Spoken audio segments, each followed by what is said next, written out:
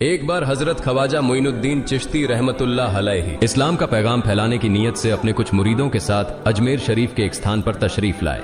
जिस मुकाम पर हजरत ख्वाजा मोइनुद्दीन चिश्ती रहमतुल्लाह अलैहि ने कयाम किया, वहां के करीब ही एक बड़ा तालाब था जिसे स्थानीय हिंदू लोग अनासागर कहते थे।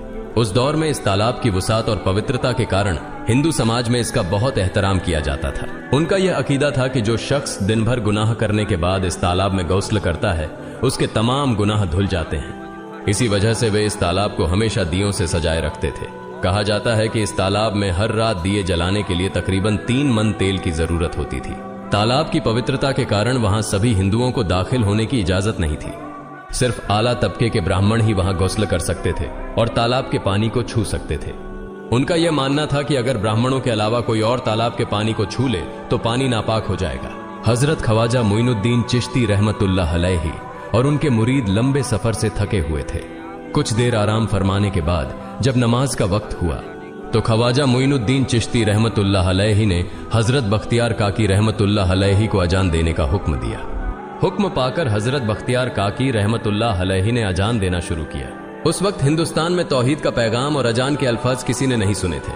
जब लोगों ने पहली बार अजान के अल्फाज सुने तो उनके दरमियान हलचल मच गई। लोग अपने घरों से बाहर आकर एक दूसरे से कहने लगे, ये फकीर लोग कहां से आ गए और ये क्या पढ़ रहे हैं। अजान खत्म होने के बाद हजरत ख्वाजा मोइनुद्दीन चिश्ती रहमतुल्लाह अलैहि और उनके साथियों ने अनासागर तालाब पर जाकर वुजू करना शुरू किया। जब हिंदू पुजारियों ने देखा कि एक अजनबी दरवेश उनके मखसूस तालाब का इस्तेमाल कर रहा है तो उनके दिल में गुस्से की आग भड़क उठी। एक पुजारी बोला, यह दरवेश कहां से आ गया? बिना हमारी इजाजत के इसने हमारे पाक तालाब को हाथ लगा दिया। हम इस तालाब को कितना मुकद्दस मानते हैं और इन मुसाफिरों ने इसे नापाक कर दिया है।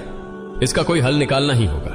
इसके बाद हजरत ख्वाजा मोइनुद्दीन चिश्ती रहमतुल्लाह अलैहि ने तमाम साथियों के साथ मिलकर जमात के साथ नमाज अदा की। लोग ये मंजर देखने लगे और कहने लगे, ये तो कोई अजीब फकीर है। हमारे मंदिरों में सब देवी देवता मौजूद हैं और ये उनकी इबादत न करके किसी नए खुदा की इबादत कर रहा है। अगर मंदिर के बाहर भी कोई खुदा है तो उसे भी मंदिर में रखा जाना चाहिए ताकि लोग उसकी भी पूजा कर सकें। शाम ढलने लगी। शाम होते ही राजा पृथ्वीराज के ऊंटों के चरवाहे अपने ऊंट लेकर उस जगह पहुंचे। इत्तेफाक से हजरत ख्वाजा मोइनुद्दीन चिश्ती रहमतुल्लाह अलैहि उसी जगह पर तशरीफ फरमा थे जहां आमतौर पर राजा के ऊंट आराम किया करते थे। चरवाहों ने देखा कि एक दरवेश का काफिला उनके मुकाम पर आकर बैठा है। उन्होंने हजरत ख्वाजा मोइनुद्दीन चिश्ती रहमतुल्लाह अलैहि और उनके साथियों से कहा, अरे फकीर बाबा, आप कहां से तशरीफ लाए हैं और यहां आकर बैठ गए? क्या आपको मालूम नहीं कि यहां रोजाना राजा पृथ्वीराज के ऊंट आराम फरमाते हैं? राजा के ऊंट यहां आराम करते हैं। ये जानते हुए भी आपने यहां बैठने की जुर्रत कैसे की? हजरत ख्वाजा मोइनुद्दीन चिश्ती रहमतुल्लाह अलैहि ने उन चरवाहों को नरमी से जवाब दिया, बाबा, हम मुसाफिर हैं और अनजान हैं। हमें मालूम नहीं था कि इस मुकाम पर राजा के ऊंट आराम करते हैं। चूंकि हम पहले ही यहां रात गुजारने का इरादा कर चुके हैं, तुम अपने ऊंटों को आज किसी और जगह आराम देने ले जाओ। आसपास बहुत सी जगहें हैं। हजरत ख्वाजा मोइनुद्दीन चिश्ती रहमतुल्लाह अलैहि का जवाब सुनकर पृथ्वीराज के चरवाहे बोले, फकीर की हिम्मत तो देखो, कहता है कि राजा के ऊंटों को कहीं और ले जाएं और खुद यहां बैठे रहेंगे। फकीर बाबा, यह तो हरगिज मुमकिन नहीं है। राजा के ऊंट अपने ही मुकाम पर बैठेंगे।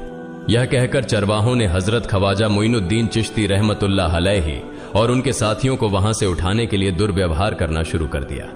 हजरत ख्वाजा मोइनुद्दीन चिश्ती रहमतुल्लाह अलैहि बहुत ही सरल स्वभाव के थे।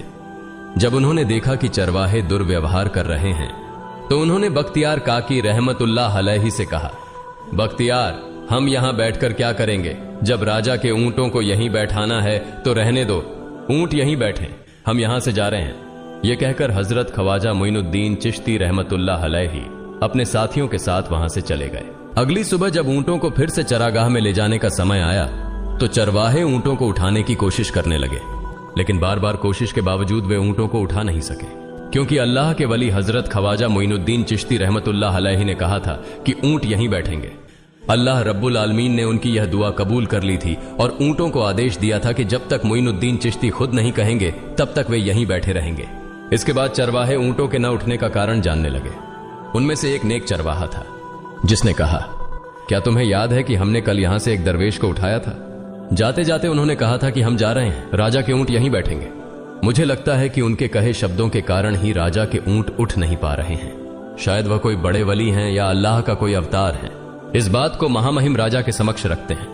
इसके बाद चरवाहे पृथ्वीराज के पास पहुंचे और हाथ जोड़कर निवेदन किया, महाराज, हमने बहुत कोशिश की, लेकिन आपके ऊंटों को उनके स्थान से नहीं उठा सके और उन्हें चरागाह में घास चराने नहीं ले जा पा रहे हैं। राजा पृथ्वीराज ने आश्चर्य से पूछा, क्या ऊंटों को कोई बीमारी है जिस कारण वे उठ नहीं पा रहे? चरवाहों ने कहा, महाराज, ऊंट पूरी तरह स्वस्थ हैं, उन्हें कोई बीमारी नहीं है।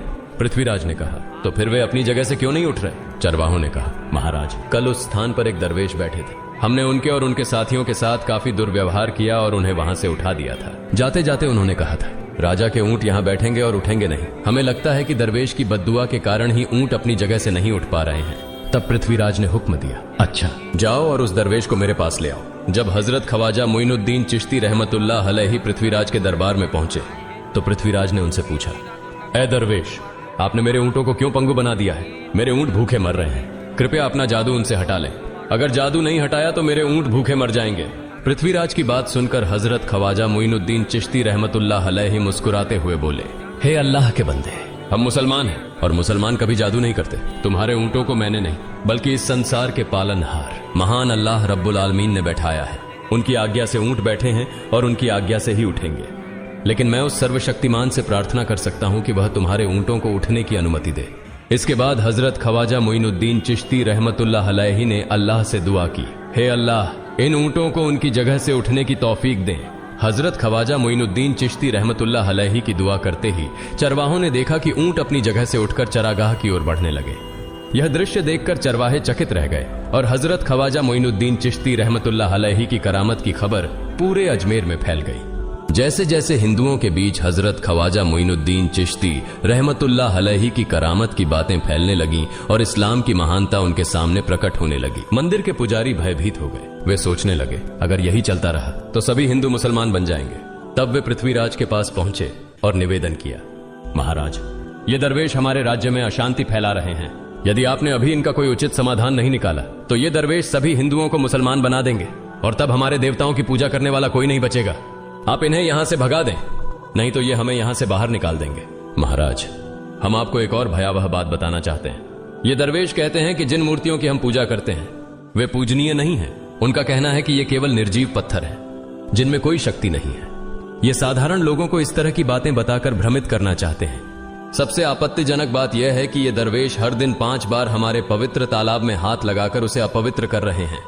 पुरोहितों की बात सुनकर पृथ्वीराज ने हजरत ख्वाजा मोइनुद्दीन चिश्ती रहमतुल्लाह अलैहि को बुलाया। जब हजरत ख्वाजा मोइनुद्दीन चिश्ती रहमतुल्लाह अलैहि उनके दरबार में पहुंचे तो पृथ्वीराज ने कहा, ए दरवेश, हम देख रहे हैं कि आप गोमाता का मांस खाते हैं और हमारे देवताओं का अपमान करते हैं।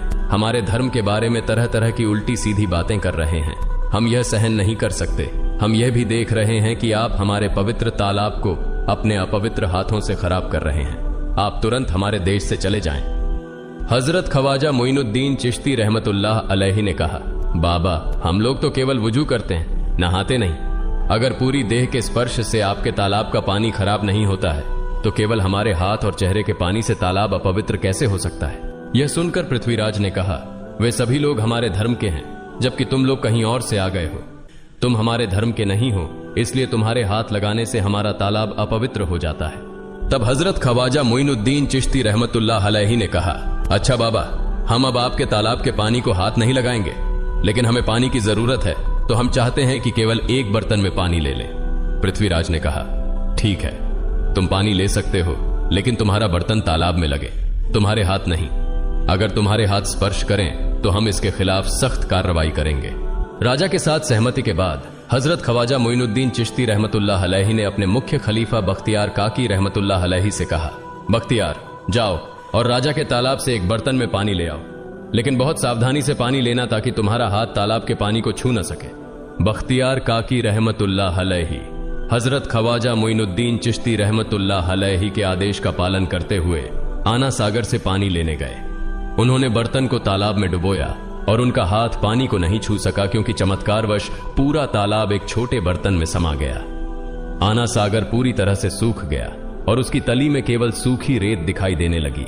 जब पुरोहितों ने देखा कि उनके पवित्र तालाब में एक भी बूंद पानी नहीं बची है और वह मरुस्थल की तरह सूख गया है तो वे घबराते हुए राजा पृथ्वीराज के पास गए और बोले, महाराज, यह तो भारी संकट हो गया है। पृथ्वीराज ने पूछा, क्या हुआ?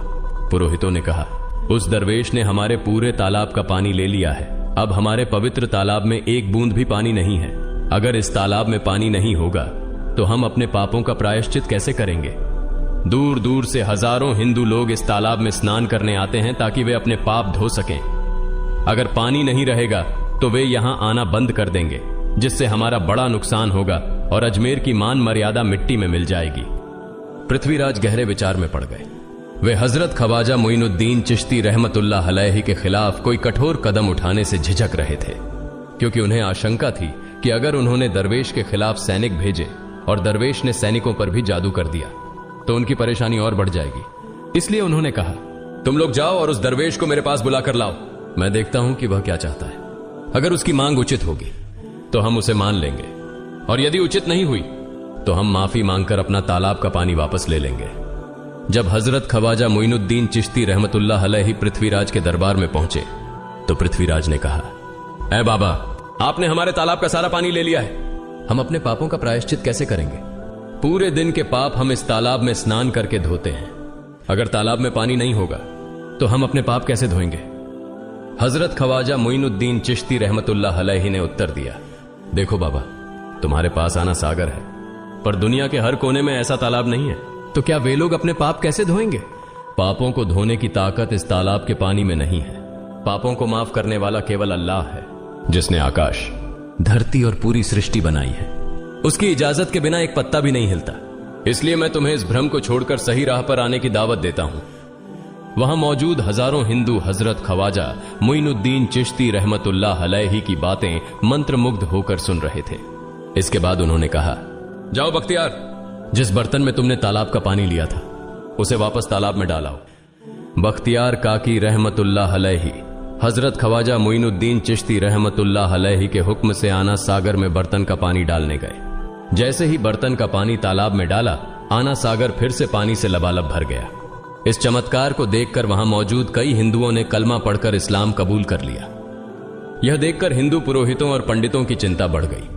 वे पृथ्वीराज के पास गए और बोले, महाराज, यदि अब कोई उपाय नहीं किया गया तो सारे हिंदू मुसलमान हो जाएंगे। पृथ्वीराज ने कहा, मुझे सलाह दो, इस दरवेश का मुकाबला कैसे किया जा सकता है? पुरोहितों ने कहा, यह दरवेश एक बड़ा जादूगर है, इसलिए इसका मुकाबला भी जादू से करना होगा। हमारे बीच एक बड़े पुरोहित और जादूगर रामदेव हैं, उन्हें इसके मुकाबले में भेजें। अगर वह जादू से इसे हरा सके तो हम अपने हिंदू धर्म का गौरव फिर से प्राप्त कर सकेंगे। पृथ्वीराज ने रामदेव को बुलाकर कहा, रामदेव, मैं तुम्हें इस दरवेश को जादू से हराने की जिम्मेदारी दे रहा हूं। अगर तुम उसे हरा सके तो हम अपने धर्म का गौरव फिर से पा सकेंगे। रामदेव ने पृथ्वीराज को आश्वस्त करते हुए कहा, महाराज, आप चिंता न करें, इस दरवेश को हराना मेरे लिए बहुत आसान है। मैं आपके समक्ष हमारे धर्म का गौरव वापस लाकर रहूंगा। इसके बाद रामदेव अपने साथियों के साथ हजरत ख्वाजा मोइनुद्दीन चिश्ती रहमतुल्लाह अलैहि के सामने मुकाबले के लिए पहुंचा। उसने कहा, मोइनुद्दीन, अगर तुम में ताकत है तो मुझसे जादू का मुकाबला करो। मैंने तुम जैसे बहुत से जादूगरों को हराया है, तुम्हें हराना तो मेरे लिए साधारण बात है। हजरत ख्वाजा मोइनुद्दीन चिश्ती रहमतुल्लाह अलैहि ने उसकी बातों का कोई जवाब नहीं दिया। रामदेव ने देखा कि हजरत ख्वाजा मोइनुद्दीन चुप हैं, तो उसने गाली गलौज करना शुरू कर दिया। जब रामदेव अपनी हदें पार कर गया तो हजरत ख्वाजा मोइनुद्दीन ने उसकी आंखों में देखते हुए कहा, रामदेव, तू चिल्ला रहा है, लेकिन मैं तेरे माथे पर ईमान की रोशनी देख रहा हूं। हजरत ख्वाजा मोइनुद्दीन चिश्ती रहमतुल्लाह अलैहि की यह बात सुनते ही रामदेव कांपने लगा, और उसी क्षण अल्लाह रब्बुल आलमीन ने उसके दिल में ईमान की रोशनी डाल दी। रामदेव हजरत ख्वाजा मोइनुद्दीन चिश्ती के चरणों में गिर पड़ा और बोला, हे अल्लाह के वली, मैंने आपके साथ बहुत बेअदबी की है, मुझे माफ करें और मुझे कलमा पढ़ाकर इस्लाम की राह दिखाएं। हजरत ख्वाजा मोइनुद्दीन चिश्ती रहमतुल्लाह अलैहि ने रामदेव को कलमा पढ़ाया और उनका नाम रखा मोहम्मद सादिक। इतिहास बताता है कि बाद में रामदेव मोहम्मद सादिक के रूप में एक बड़े अल्लाह के वली बन गए। प्रिय पाठकों, सोचें, जो रामदेव हजरत ख्वाजा मोइनुद्दीन चिश्ती को पराजित करने आए थे, वही अब उनके हाथ में हाथ देकर इस्लाम की शांति की छांव में आ गए। यह अल्लाह रब्बुल आलमीन का चमत्कार और शक्ति है, जो जिसे चाहे हिदायत दे सकता है। आमीन।